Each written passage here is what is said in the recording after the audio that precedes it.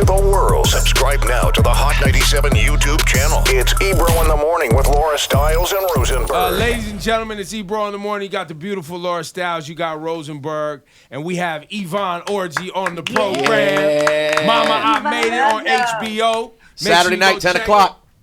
Now, Molly, let's get into it. What the hell's going on with you? Well, first, it's Yvonne. Molly is a fictional character, but Molly's tripping. Molly, you tripping. Well, I'm gonna have to call the writers on that one because they wrote her, and she's doing her thing right now. Molly is growing. I don't think she's tripping. I think she's growing. Okay, there's a difference. Now, when you read the script, and we'll get to Momma, I Made It on HBO. And first of all, I want to shout out to HBO for just even not only you being a part of Insecure, but it seems like reaching out to you and giving you this platform as a comedian to come out with this is a part of a phenomenal relationship between you and the company as in general. I will say they definitely treated me lovely when it came time to executing the vision for the special and even going back home. So now they've been a great home. I'm like, when you taste the promised land a little bit, you're like, well, we can't go back to the wilderness. This is, Well, and how long have you been in the game, Yvonne? I've been doing comedy since 2006.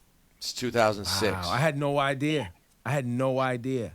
Well, it's so funny because people discovered me as Molly, and right. that's kind of how they're like, yeah, no, the chick from HBO, but everybody else, like Issa and everyone discovered me while I was doing comedy. And obviously, while we're filming, you have to give your attention and focus to that. So I'm excited for people to rediscover me, if you will. Please allow me to reintroduce myself. Right. And can you explain to people how you incorporate Nigeria into the special? Oh yeah, no. I was so grateful that I got a chance to travel back to Nigeria, both to the vibrant city of Lagos, and then to the village, which is for America is down south, going to visit your grandmama in the deep south. That's kind of what where we went to visit and talk to my parents. So I knew that I was going to be on the mic for about an hour, and I was like, let me give my parents shine to kind of give their point of view, because it's easy for me to be on the mic and be like, yeah, this is what my mama did, but it's like, let's hear how my mama felt. Right. So it cuts back and forth between you talking about things and then you're visiting with your parents. For sure, yeah. Oh, So I told HBO I want to do a documentary music video comedy special. Oh, okay. And they were like, what? I think that's going to be... You said what now? No, I said I think that was going to be, because when I first saw the trailer, I was like, this is amazing. Because I feel like it's a conversation that a lot of immigrant children have. You know what I mean? Their parents have these crazy high expectations of you has to be a doctor, a lawyer. Those are the go-tos, right? And I really enjoyed you. I mean, I can't wait to watch it, but I want you to talk about just a little bit, because I know we're going to experience it when we watch Momma, I Made It, but the conversations that you had with your parents where you're like, no, I'm not going to be a doctor. I'm not going to be a lawyer. I'm really taking this serious. Bruh. So, they, we addressed it a little bit on camera, and my parents, they give the PC version of, well, we were not sure at first. And, it's like, nah, I mean, it's like, yes, but also tears were shed. You know what I'm saying? They left that part out.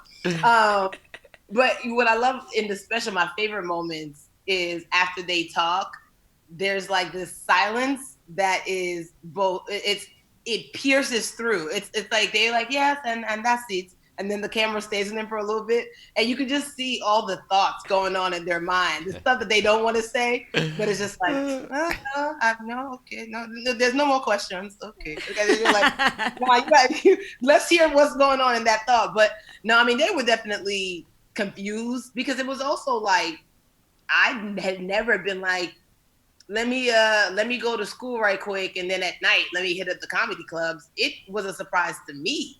I was getting my master's in public health. So I was just like, how do I not go to med school, but do something else in the med field? And so when I told them, it was like an act of defiance. They were like, oh, this hoe was crazy. How dare you? Oh, yeah. They were trying to figure out how to send me back to Nigeria. They were like, maybe we can just puts her in luggage and she'll never know. You know, like, So, this is an hour of stand up coming to HBO. Mama made it. Preparing for a special, we often hear from comedians about how much work goes into making sure that you even have the right material to roll a special out. And this Getting a tight hour. Yeah, if you getting like a it. tight hour. And this is your first special, and it's on HBO, which, a lot of people have made a lot about getting specials, and there's a lot of specials. A lot of Netflix specials. Yeah, more But specials than ever. there's a lot of comedy specials, a lot of specials. An HBO special is different. I'm sure you're aware of that. And that Saturday night, 10 p.m. it's like the main event. It's the I main feel like event. I mean, it really is. Have you gotten those phone calls from your comedian friends, or have you even stopped to process what's happening? It wasn't until y'all just put it in context, like I was going to the big fight right now, that I was like, my heartbeat just went like, I'm like, hold on, y'all, it's already in the can. Ain't no going back. You don't have to do it now. The fight is fixed. What are you doing? What are you doing? All I got to do is show up. No, it's funny. It was hecka early this morning when I woke up and I grabbed my phone and Rel hit me and he was like, yo, I can't wait. I can't wait for Saturday. And I was talking with Rami because I just finished watching his show last night and we were going back and forth. He's like, yo, because he had an HBO special as well. He was like, yo, I can't wait. And I was like, thank you. I had, before I left, I hit up Chris Rock before I actually filmed it. And he was basically like, here's what you want to do. I don't know why Chris Rock sounded like DMX in that moment. I apologize. He really did. He did. I was like, hold on. It's a little bit more high. He's like, here's what you want to do. There you go. He definitely was like, you want to make sure you know exactly what you want so you can convey that to the director. Because he's like, what you don't want is to be on stage thinking there's going to be a tight shot on you. And then they looking at the audience right quick. And you're like, you're going to be upset. So he was basically giving me the feel of it. I opened up for him in 2017 on his Total Blackout, so 2017, 2018. So he was he already knew what I could do as a comic. So he wasn't really giving me notes in terms of just like how to get the hour tight. He knew I wasn't going to hold off this opportunity. That's the egg on shore. But I did a tour. I did the Lagos to Laurel tour. So we did 12 cities before we actually got to DC. So it was constant repetition, editing. My boy Chinedu Anaka was on the road with me, and we were just constantly like refining after every show. Like, okay, no, that could have been tighter. Down to the DC show, like, guys, I gotta tighten this one up, And then sometimes you just have to go with your gut and be like, if it don't work out, we can cut it in editing. Did you say the tour was called Lagos to Laurel? Yeah. You're from Laurel, specifically. Laurel, Maryland. I know it very well.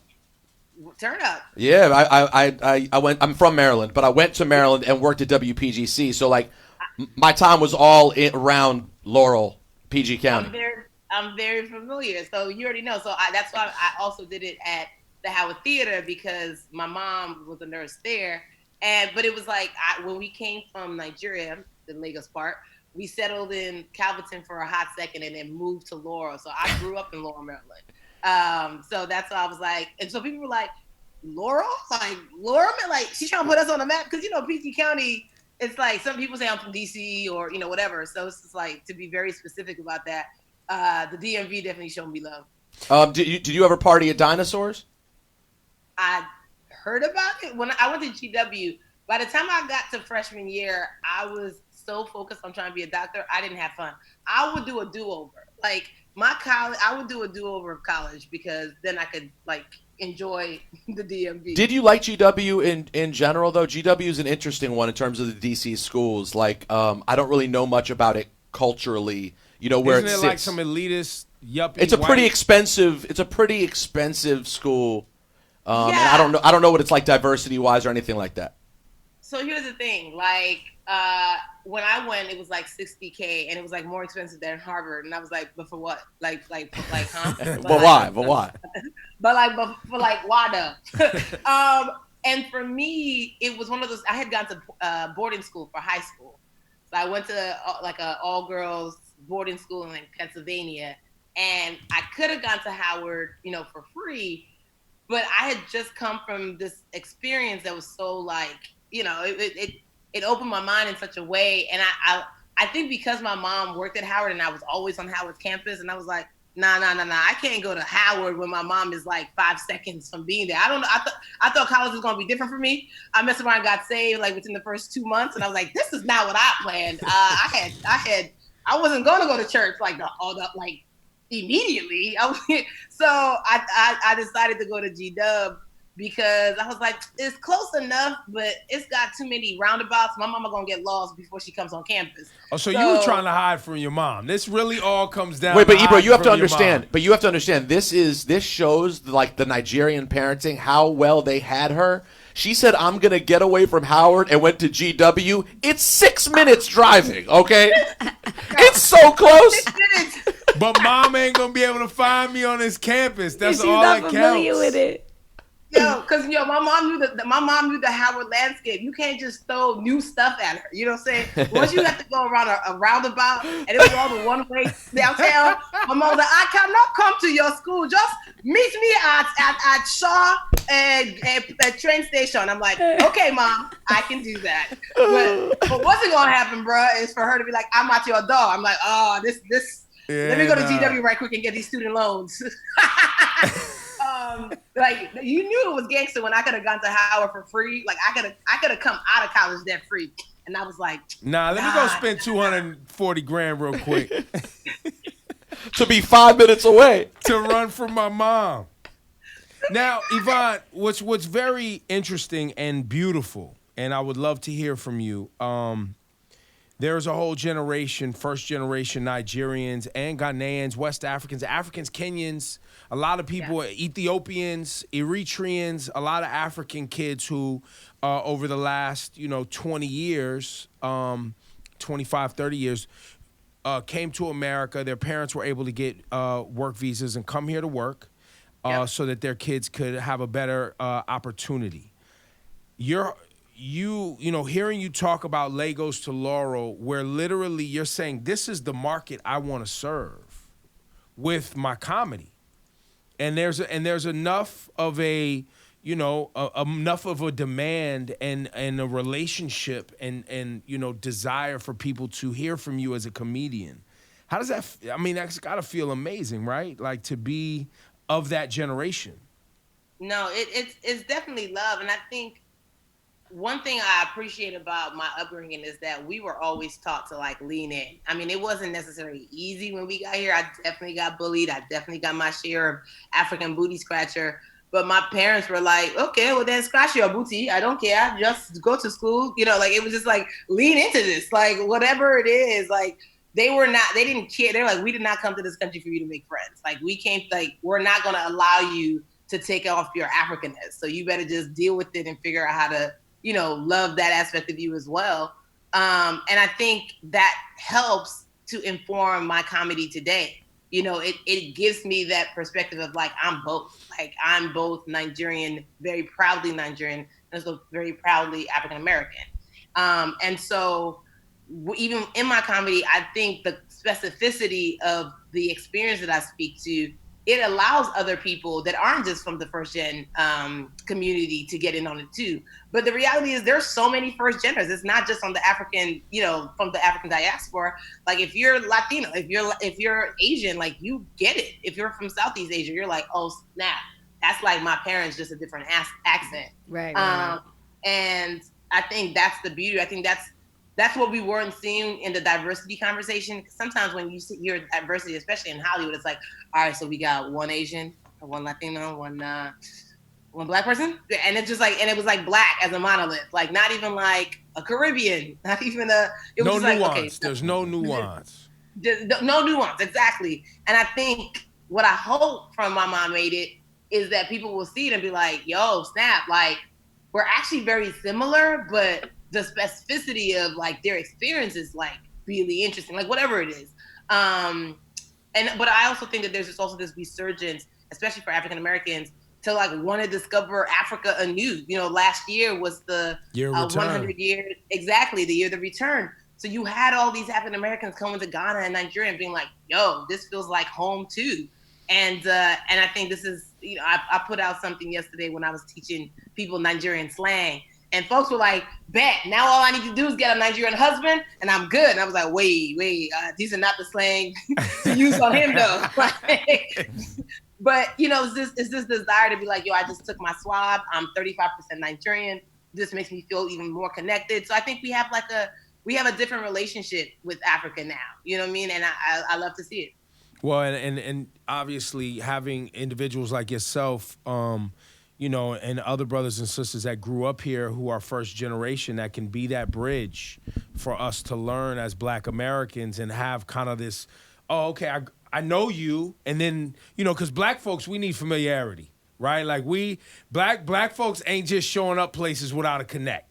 Like we don't go, to Long Island without knowing somebody. You know what I'm saying? Black folks ain't just traveling. No, fam. But Black folks ain't traveling nowhere without knowing somebody at the other end of the travel destination.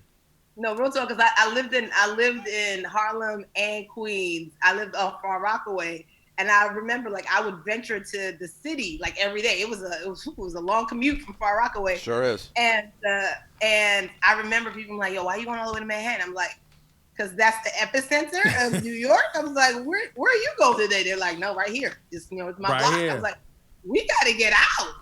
And I think it is that entrepreneurial, but it is that immigrant spirit. Like my parents, they were like, where you going? To another continent. You want to follow, So it wasn't about just staying within their block. They were like, we going to go to a whole new world and see what happens. Right. Let's see. And I mean, they did have a connect. Like my mom had an uncle that was here. And for us, all it takes is one. It's like, so you did it. Me too, I can do it. I'll be right there.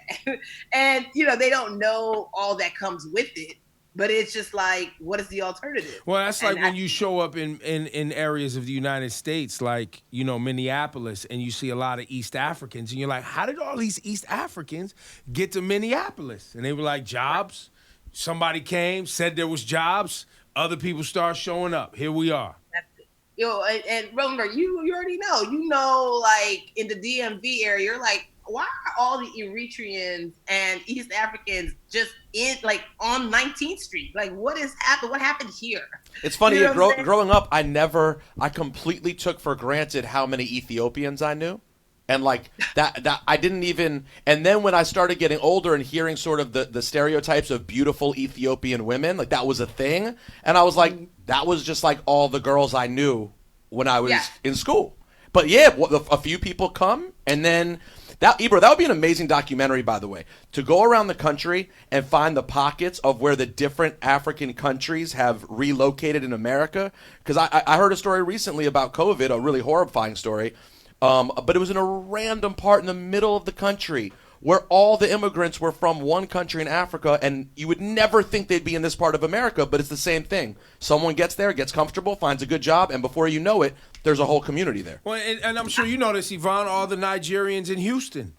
I was about to say, I mean, I heard Houston is like Little Lagos, and actually when I did my tour stop there, I feel like that sold out before any other city. It was like, she's coming. Okay, no problem. It just went on and bought things. It's just, someone told me that you can be in your crib and you can open your door. You can start speaking Igbo or Yoruba to your neighbor, which I'm like, yo, that's crazy. Like DMV got a lot of Nigerians, but we not doing that unless we at a function. Like I'm opening my door to some dude named Scott. Like, hey, what up? How you doing? So the fact that you can open your door to Auntie Funke, you're like, that's amazing. Amazing. Momma, I Made It, HBO on Saturday night. And do you have any insight? Ooh. Any insight on how Molly's gonna clean this up? Because Molly's acting brand new.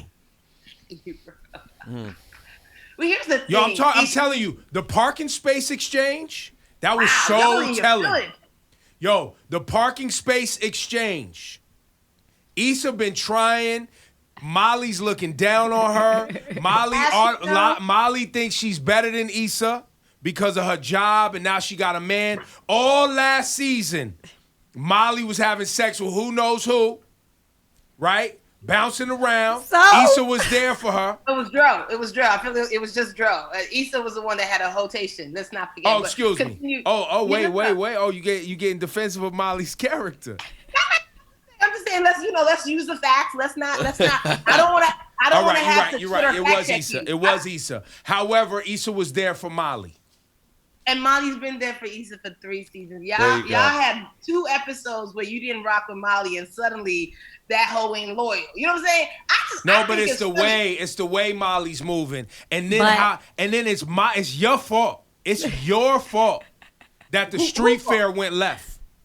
That was an embarrassment to the whole community because you had to confront Issa right there Ebro, and then. it's a You character. didn't have to do that there. Y'all could have Wait, did what? it the next day. You didn't have to do that there. Ebro, you're talking to Yvonne. Wait, are we still? Wait, I just want to know: are we still talking about the show? Because you passionate right now. I didn't know if this was like a movement. I didn't happens know all if we the were time. March. I'm like trying to figure out if we're still talking about the show. No, but real talk, Yvonne. Did you even because even though a lot of people, of course, were Team Issa, there was a lot of people coming to your defense for the character Molly. Did you think it was going to be that split and that big of a conversation? They knew. No, here's the thing: when we read the scripts, and it's just like, oh, okay, cool. And I think because we live in these we've lived with these characters for so long, and you understand TV. You're like, okay, there's got to be an issue, and you have like, dang, okay. And I think when I was reading the season, it didn't dawn on me that people would be so viscerally, Ebro, upset at Molly. I didn't know that it would be so contentious. I think they'd be like, oh man, that was like dang, that was a trash thing to do. I wasn't that upset until the street fair got messed See, up. exactly. Until the street It was fair. the street fair. The block But you party. The should've block also- party. The block party moment took because people were scattering because they was like, she got a gun, and started tripping because you But was in here's the thing. Issa's face. You never get to the street fair if you talked during Thanksgiving when Molly made a pie for you, a whole pie, just the way you liked it. You never get to the street fair if after the grocery store scene, y'all had a moment or whatever it is. There were all these moments. Everyone knew except Molly that it was time to help Issa with the block party. Was it time to help Issa? Because I remember Even Molly your helped man, Issa. even your man even knew when he got the call, oh, you know what? We got to help Issa. It was all hands on deck. This was Issa's moment, and Molly couldn't stand it. It's always been Issa's moment, though. Oh, Remember see? when You Molly see? drove You her home? see? You Molly see? drove her home You see? from Malibu. You Remember see? when Molly drove her from Malibu because she messed up her relationship? Remember when Molly intervened with what's his name, Daniel, because she slept with him. And he Yeah, but showed up Molly at her got a party. job. Molly got a good job though. Issa, we Well, trying to that- get Molly's. We She trying to made get different Issa's decisions in her career. life. Oh, She see? went to GW. You know what I'm saying? She went to Now, by the way, do you actually feel defensive of the character? Some people get very defensive of their characters.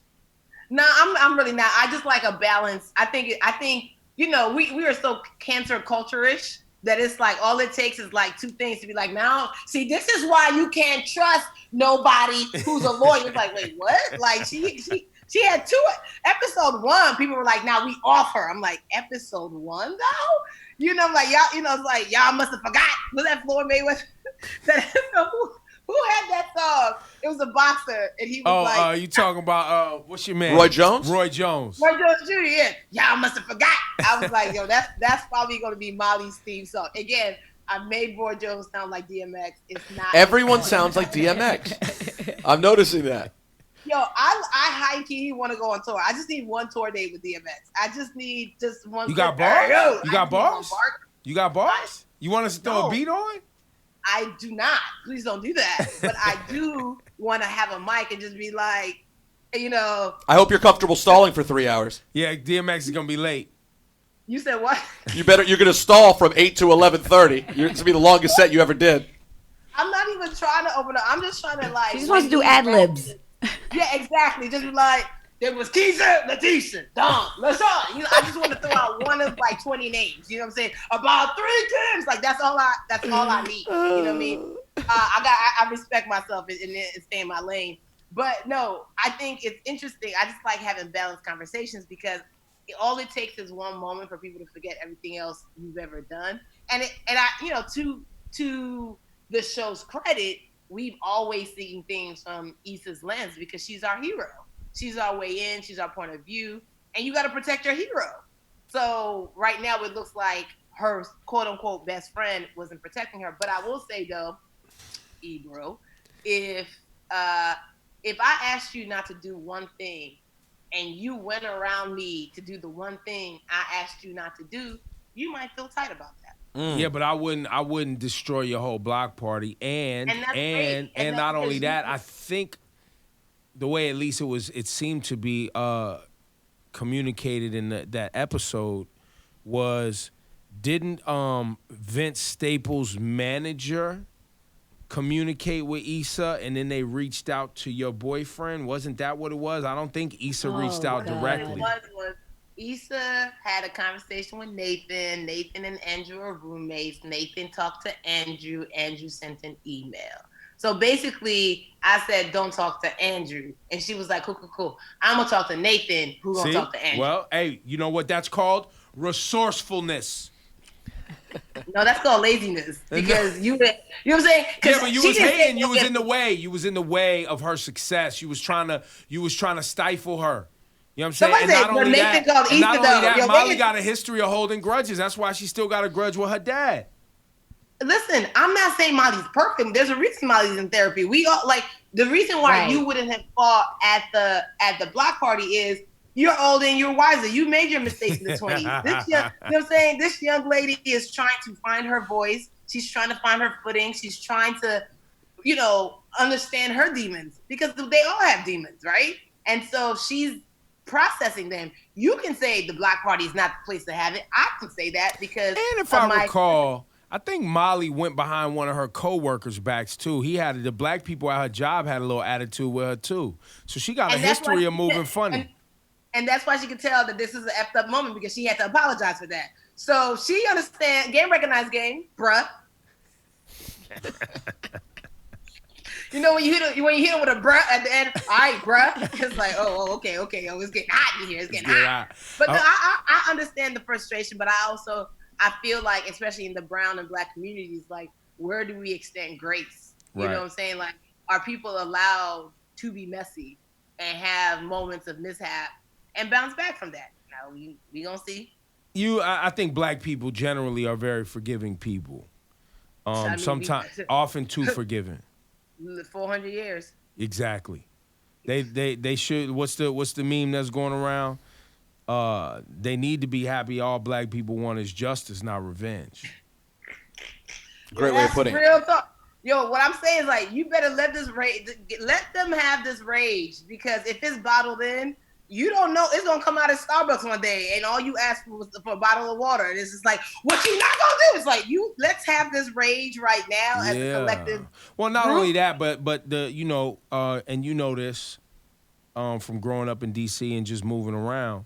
Time's up. I mean, now that we transition into what's going on out here, the time is up for faith and belief that the system is going to get it right, or that politicians are going to take it seriously, or that real change is going to happen.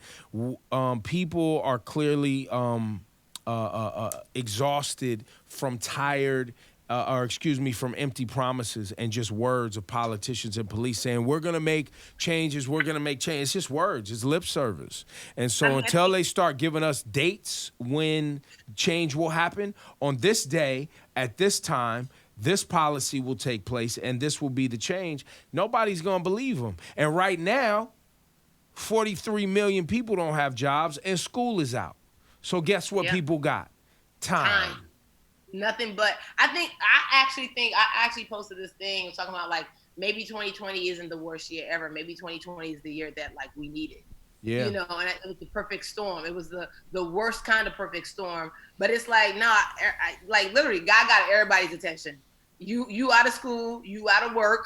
It's a coronavirus affecting the entire world. It's not even like an American issue. Like, America's been shut. No, the entire world is shut down.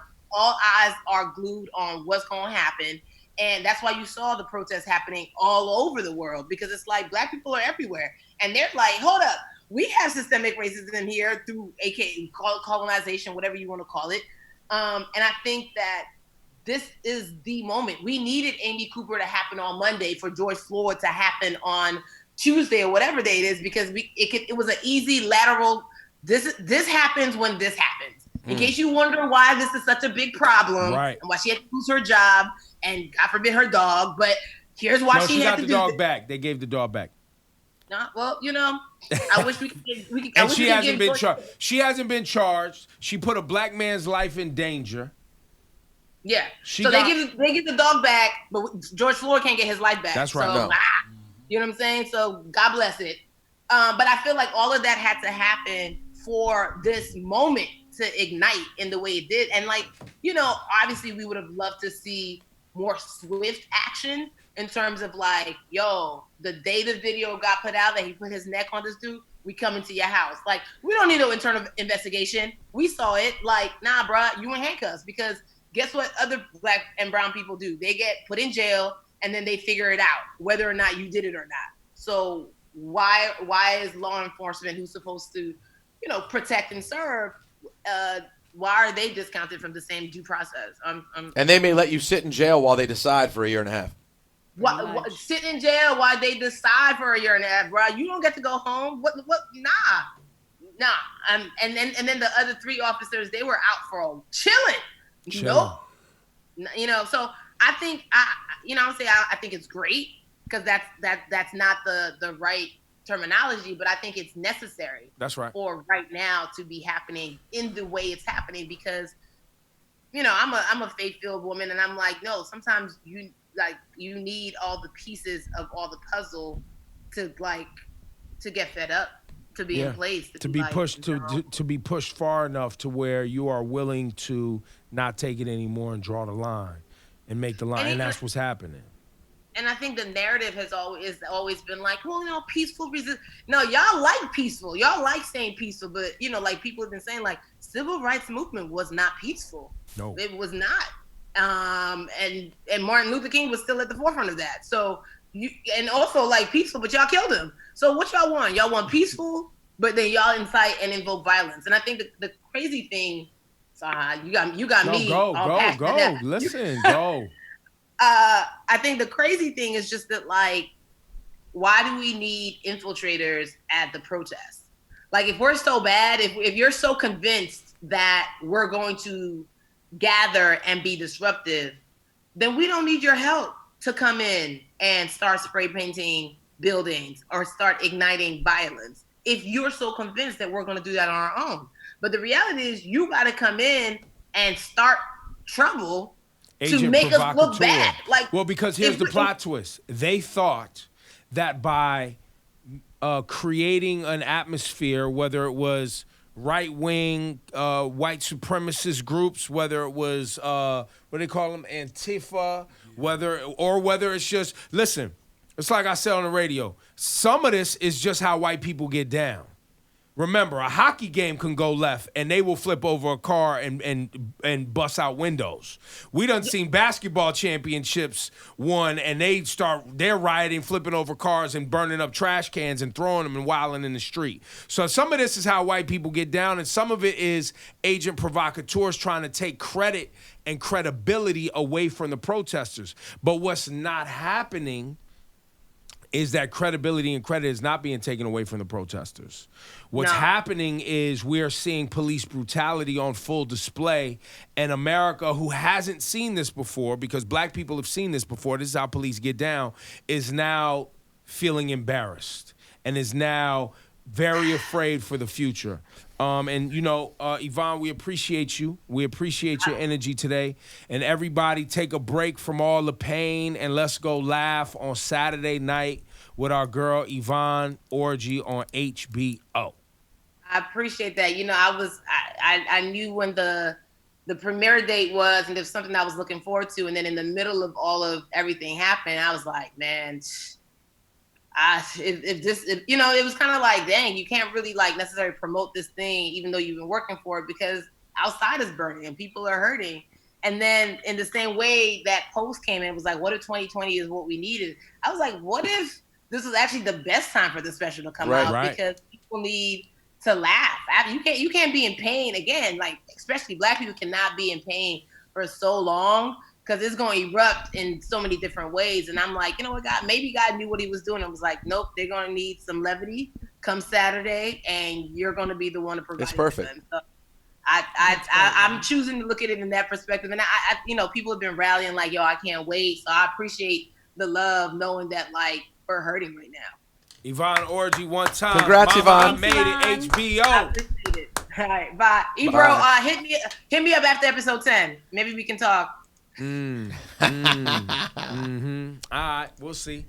We'll see. I don't know if the conversation will be better, but I said maybe we can talk. It could be something. See you later. Thanks, Yvonne. All right, bye. Bye, Bye. Yvonne. All right, bye. Bye, Yvonne.